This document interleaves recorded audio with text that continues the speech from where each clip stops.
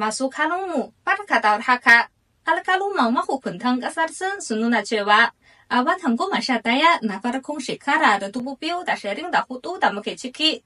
Kasar sen tasamar da karing kurabang ayu kangi. Milian go masyadaya da digo chasa inda takwas aduk bating kasar.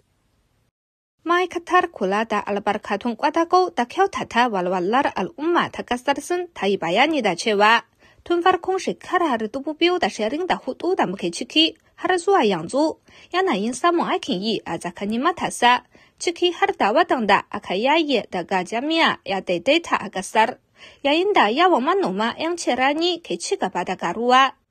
Banda haka kuma ma'aikatar masana'antu da sadarwa ta kasar sun ta ci gaba da rage kudaden harajin da kamfanoni suke biya kamar su inshorar rasa guraben ayyukan yi da inshorar jin rauni a bakin aiki da dai sauransu.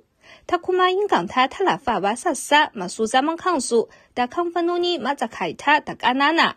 Alƙaluman sun nuna cewa daga watan Janairu zuwa na Satumban bana kasar sun ta samarwa kamfanoni kudin tallafin daukar ma'aikata da yawansa ya kai dalar Amurka biliyan 11.2. A kokarin karfafa gwiwar kamfanoni sun yawaita daukar ma'aikata